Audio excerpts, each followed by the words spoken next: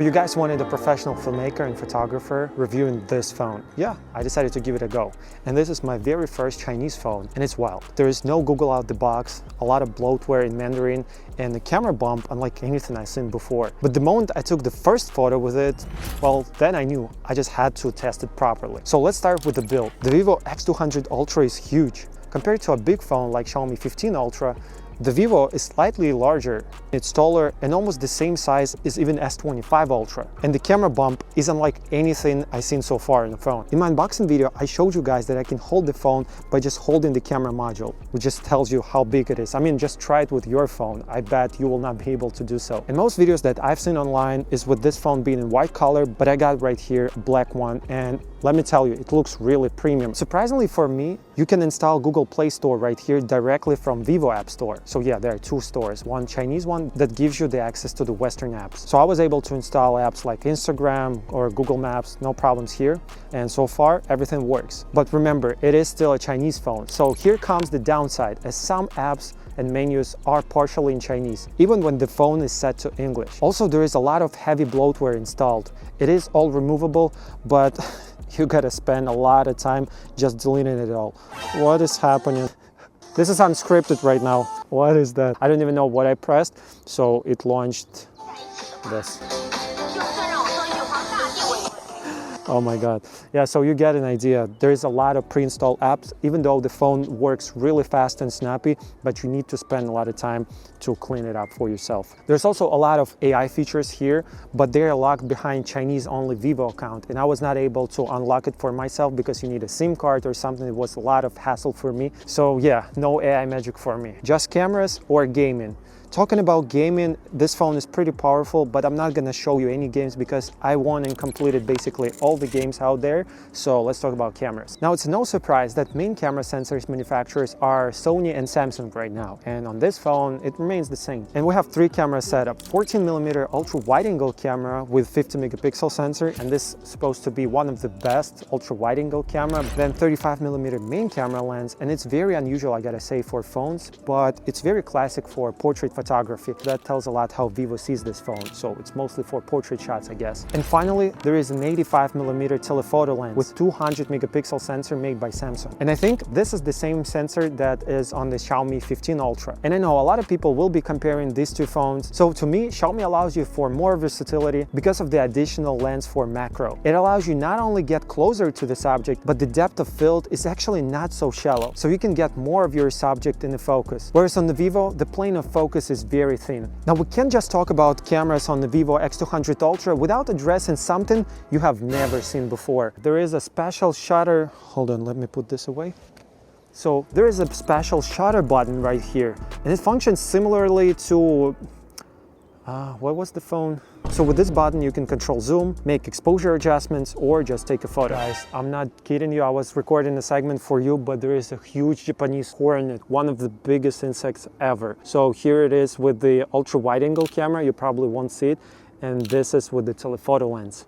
But I want to get a little bit closer to get a better angle maybe. No, I'm not gonna do that. Now, if you actually decide to get this phone, then you have to keep in mind that out the box is disabled for vertical shots, unless you dig deep into the settings and activate it for all the landscape and portrait shot as well. And just that speaks a lot that this phone has a lot of adjustments for pretty much any circumstance. Now, when you're inside the camera app, here you can choose various color processing. By default, it is vivid. It looks very punchy, kind of like Instagram ready, with a little bit adjustment of heavy contrast and a little bit of saturation. And same on Xiaomi, we have Leica Vibrant and Leica Authentic. Now, the shots coming out of this phone are very nice with tons of details, but still it feels like the phone applies this heavy noise reduction in order to impress people at heavier zooms, because if you use S25 Ultra or iPhones, they do not have this heavy noise reductions and photo looks more grainy, whereas here it just obliterates all the noise, so the image comes very clean but at the expense of the sharpness. And I get so many questions, guys, from you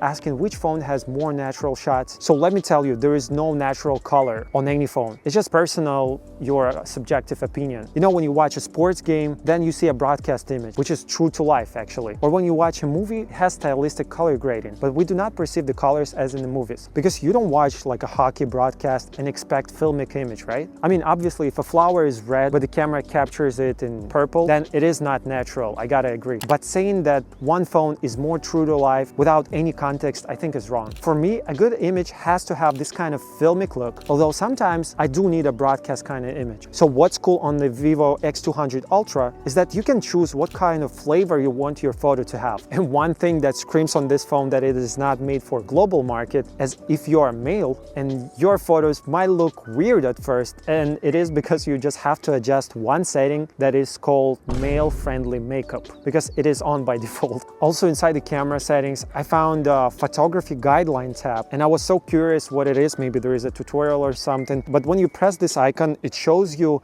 a melted crab. It's literally a melted crab right here, so go figure. So while the camera menu and interface is in English, some things are a little bit unexplainable to me.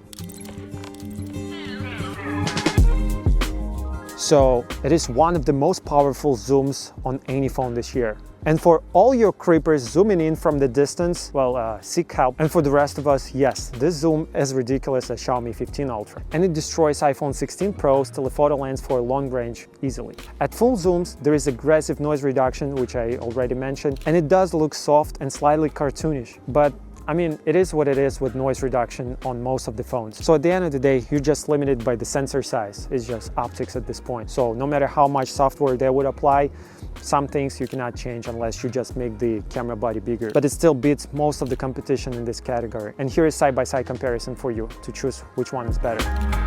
When I compare Vivo X200 Ultra to something like Xiaomi 15 Ultra, I prefer the results from the latter. It's just a bit punchier, but these are just minor differences and you can adjust it in post with just a little bit of contrast and saturation sliders. And in overcast weather, it's very similar to the S25 Ultra. However, once you enable the portrait mode, that's where the Vivo really shines, especially in the backlit scenarios. And although the ultra wide angle camera is supposed to be really game changing on this phone, in well-lit scenarios, it performs very similar to most phones I've tried. But the portrait mode, that's definitely a highlight of this phone for me. It really looks like a proper camera shot. Now, obviously, no phone gets green light from me without a pro mode. And this right here includes histogram, manual shutter, ISO, focus control, white balance adjustment, everything. So all basics you might need. Now, if you are in all auto mode, there's also Humanistic mode. Interesting name. And it's similar to Leica interface mode on Xiaomi 15 Ultra.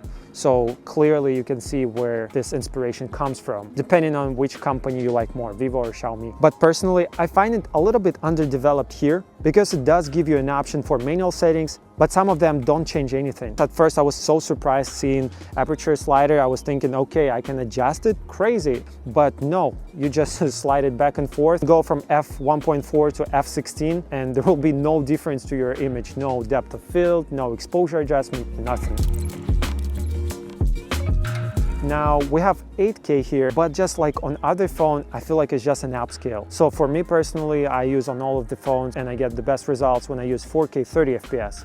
And I always enable log recording. And when you color grade the footage, the log here is actually on par with any other flagship on the market. And although the bitrate isn't super high, and yes, I'm using H.265 compression, in general, the video quality is really nice. And I have to tell you guys, I filmed a few videos and posted them to my socials, vertical videos, and I used the footage from this camera along with this full frame setup. And some shots are really impressive because the main camera, being at 35mm, actually gives you this a little bit blurry background, so it does have a little bit more depth as opposed to if you film it with the iPhone. So that is a huge plus on this phone. If you are serious about videos, then there is also a manual mode available with lots of customizations. Probably the Vivo X200 Ultra surprised me the most in the video department, and even though it comes with a protective case in the box, I also got a third-party case that supports attachable 17mm lenses, so I could use my freewheel anamorphic lens. And this is how I got these shots, by the way. And since the phone has more narrow field of view, it actually looks really cool, and the wobble from the image stabilization is way less prominent. I'll drop the link below if you want yourself one of those.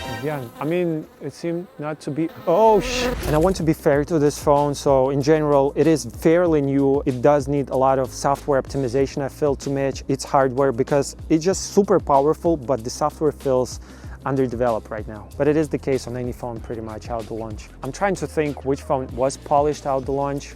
Maybe iPhone, Apple with its Apple Intelligence.